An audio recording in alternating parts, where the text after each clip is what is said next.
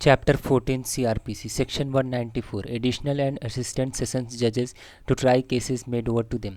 तो इसमें एडिशनल और असिस्टेंट सेशन जजेस को जो केसेस में मेक ओवर किए जाएंगे उसमें वो ट्रायल होल्ड करेंगे, उसके बारे में इस सेक्शन में डिस्कशन किया गया है। As additional session judge or assistant session judge shall try such cases as the session judge of the division may by general or special order make over to him for trial। तो session जज जो cases उनको by special और general order जो cases उनको make over करेंगे additional session जज या असिस्टेंट सेशन जज को, उस पर वो ट्रायल होल्ड करेंगे। और एज द हाई कोर्ट में by special order direct him to try, या अगर हाई कोर्ट ने कोई स्पेशल ऑर्डर के थ्रू डायरेक्शन इशू किया है तो उसके अकॉर्डिंग एडिशनल सेशन जज या असिस्टेंट सेशन जज उन केसेस पे ट्रायल होल्ड करेंगे, ट्रायल कंडक्ट करेंगे। अब है section 195 Prosecution for contempt of lawful authority of public servants for offences against public justice and for offences relating to documents given in evidence।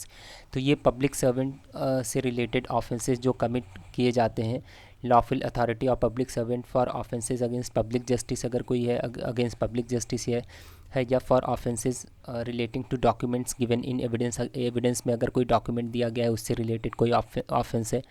तो उसके बारे में इस सेक्शन में डिस्कस किया गया है। सबसेक्शन 180 कि no court shall take cognizance clause A sub clause 1 of any offence punishable under section 172 to 188 of Indian Penal Code. तो कोई भी कोर्ट कॉग्निजेंस नहीं लेगी अगर कोई ऑफेंस कमिट हुआ है under section 172 to 188 of Indian Penal Code में, तो उसमें कोई कोर्ट कॉग्निजेंस नहीं लेगी। और न ही ऑफ एनी अबेटमेंट और attempt to commit such offence, और न ही उसमें अगर कोई अबेटमेंट या attempt to commit that offence है, मतलब कि वो ऑफेंसेस जो अंडर सेक्शन 172 टू 188 में है उसमें अगर कोई अबेटमेंट है या attempt to commit that offence है, या सब क्लॉज 3 में है एनी क्रिमिनल कॉन्स्पिरेसी, उन ऑफेंसेस में अगर कोई क्रिमिनल कॉन्स्पिरेसी है तो भी कोर्ट कॉग्निजेंस नहीं लेगी उसमें। आगे except on complaint in writing of the public servant concerned और some other public servant to whom he is administratively subordinate. तो इसमें है कि अगर वो पब्लिक सर्वेंट जिनसे रिलेटेड वो ऑफेंस है, जिनके ऑर्डर का वायलेशन हुआ है, अगर वो कंप्लेंट राइटिंग में लिख करके देते हैं, या कोई और पब्लिक सर्वेंट जिसके वो एडमिनिस्ट्रेटिवली सबऑर्डिनेट है, जिसके सबऑर्डिनेट है एडमिनिस्ट्रेटिवली, अगर वो कंप्लेंट राइटिंग में लिख करके देते हैं तो कोर्ट कॉग्निजेंस ले लेगी। अब ये जो section 172 to 188 of Indian panel code है, ये जो ऑफेंसेस है वो है absconding to avoid service of summons, preventing service of summons, not obeying the legal order of public servants to attend, not producing a document when so required, knowingly furnishing false information और refusing to take oath etcetera. तो ये सारे offences हैं, मतलब कि अगर कोई समन issue किया गया है तो उससे भाग रहे, या कोई समन इशू किया गया उसको प्रिवेंट कर रहे हैं एग्जीक्यूट होने से, या कोई लीगल ऑर्डर है पब्लिक सर्वेंट का उसको उनको कहीं अटेंड करने के लिए तो उसको भी ओबे नहीं कर रहे, डिसोबे कर रहे, या उनको कोई डॉक्यूमेंट प्रोड्यूस करने के लिए बोला गया है उसको नहीं कर रहे, या जानबूझ करके कोई रॉन्ग इन्फॉर्मेशन दे रहे हैं, या ओथ उनको लेने के लिए पब्लिक सर्वेंट बोल रहे हैं तो उसको रिफ्यूज़ कर रहे हैं। तो जब भी ऐसे कुछ वायलेशन होगा पब्लिक सर्वेंट के ऑर्डर का तो वो सभी जो है ये 172 टू 188 में आते हैं। जब हम इंडियन पेनल कोड पढ़ेंगे तो फिर उसमें पूरा फुल डिस्कस करेंगे, अभी इसमें इतना ही जान लीजिए कि अगर पब्लिक सर्वेंट के ऑर्डर का वायलेशन होता है, जैसे सम्मन इशू करते हैं या कोई फॉल्स इन्फॉर्मेशन देते हैं पब्लिक सर्वेंट को, अगर उनको मांगा जाता है या ओथ लेने के लिए पब्लिक सर्वेंट बोलते हैं, तो ये सभी 172 to 188 of Indian panel Code में आएंगे। तो अगर ये ऑफेंसेस कमिट होते हैं तो जो public servant concern public servant है जिनके ऑर्डर का वायलेशन हुआ है, अगर वो कंप्लेंट राइटिंग में लिख करके देते हैं, या कोई और पब्लिक सर्वेंट जिसके एडमिनिस्ट्रेटिवली सबऑर्डिनेट है वो कंप्लेंट राइटिंग में लिख करके देते हैं, तो कोर्ट कॉग्निजेंस ले लेंगी, अगर अदरवाइज़ उसमें कॉग्निजेंस कोई कोर्ट नहीं ले सकती। अब क्लॉज बी सबसेक्शन 1, इसमें है कि of any offence punishable under any of the following sections of Indian Penal Code, namely section 193 to 196, 199, 200, 205 to 211 and 228 when such offence is alleged to have been committed or in relation to any proceeding in any court। तो ये जो clause B है, clause A बात कर रहा था public servant के order के वायलेशन की, contempt of the order of public servant, लेकिन क्लॉज बी जो है वो बात कर रहा है कि ये यहाँ पर जो ऑफेंस कमिट हो रहे हैं वो कोर्ट से रिलेटेड हो रहे हैं, वहाँ पब्लिक सर्वेंट से रिलेटेड ऑफेंस कमिट हो रहे थे, यहाँ कोर्ट से रिलेटेड ऑफेंस कमिट हो रहे हैं, या कोर्ट में या कोर्ट की प्रोसीडिंग से रिलेटेड ऑफेंस कमिट हो रहे हैं। तो अगर कोई ऑफेंस कमिट होता है 193 टू 196 में, या 199 में, 200 में, 205 टू 211 में एंड 228 में। तो ये सभी ऑफेंसेस जो है वो रिलेटेड है गिविंग और फैब्रिकेटिंग फॉल्स एविडेंस। तो कोई फॉल्स एविडेंस या फैब्रिकेट कर रहे हैं किसी एविडेंस को, या फॉल्स स्टेटमेंट दे रहे हैं किसी डिक्लेरेशन में, या कोई डिक्लेरेशन है जो फॉल्स है उसको ट्रू की तरह यूज़ कर रहे हैं, फॉल्स पर्सोनेशन, फ्रॉडुलेंट रिमूवल और कंसीलमेंट, ये सारे ऑफेंसेस अगर कमिट हो रहे हैं इसमें, इन सभी सेक्शंस में ये सारे ऑफेंसेस आते। तो ये सारे ऑफेंसेस अगर कमिट हो रहे हैं तो भी कोई कोर्ट कॉग्निजेंस नहीं लेगी। अब है सब क्लॉज 2, इसमें है of any offence described in section 463 और 471, 475, 476 of the set code when such offence is alleged to have been committed in respect of a document producing or given in evidence in a proceeding in any court। तो अगर कोई offences commit हुए हैं इन सारे sections में 463, 471, 475, 476 of Indian panel Code में, जो forgery से रिलेटेड है, यूजिंग एज जेन्युइन अ फोर्ज डॉक्यूमेंट और इलेक्ट्रॉनिक रिकॉर्ड या काउंटर फिटिंग डिवाइस और mark used for authenticating documents described in 467। तो अगर कोई काउंटर फिटिंग डिवाइस यूज़ कर रहे हैं किसी ऑथेंटिकेशन के लिए जो 467 में डिस्क्राइब्ड है, या कोई और काउंटर फिटिंग डिवाइस यूज़ कर रहे हैं जो 467 में डिस्क्राइब नहीं है, वो 476 में बात कर रहे हैं, तो ये सारे ऑफेंसेस अगर कमिट हो रहे हैं तो भी कोई कोर्ट कॉग्निजेंस नहीं लेगी। अब है सब क्लॉज 3, इसमें है कि of any criminal conspiracy to commit और अटेम्प्ट टू कमिट और abetment of any offence specified in clause 1 और क्लॉज 2। तो ये सभी ऑफेंसेस जो क्लॉज 1 और क्लॉज 2 में दिए हुए हैं, उनमें अगर कोई ऑफेंस कमिट हुआ है उसका कोई उन ऑफेंसेस के अबेटमेंट का ऑफेंस है या attempt to commit that offence है, तो उसमें भी कोई कोर्ट जो है कॉग्निजेंस नहीं लेगी। अब आगे है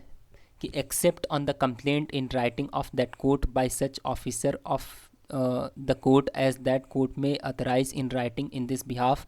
और some other court to which that court is subordinate. तो इसमें बोल रहे हैं कि लेकिन अगर उस कोर्ट में, जिस कोर्ट में ये ऑफेंस कमिट हुआ है या जिस कोर्ट की प्रोसीडिंग से रिलेटेड ऑफेंस कमिट हुआ है, वो कोर्ट अगर कंप्लेंट राइटिंग में लिख करके दे देती है, या कोई और ऑफिसर जिसको उस कोर्ट ने अपॉइंट किया है, इसके लिए अथराइज़ किया है, इसके लिए राइटिंग में अथराइज़ किया है, वो अगर कंप्लेंट राइटिंग में लिख करके दे देते हैं, या some other court to which that court is subordinate, या कोई और कोर्ट जिसके सबऑर्डिनेट है ये कोर्ट जहाँ पे ऑफेंस कमिट हुआ है, तो वो कोर्ट भी अगर जिसके सबऑर्डिनेट है वो कोर्ट भी अगर कंप्लेंट राइटिंग में लिख करके दे देती है तो भी कोर्ट कॉग्निजेंस ले लेगी।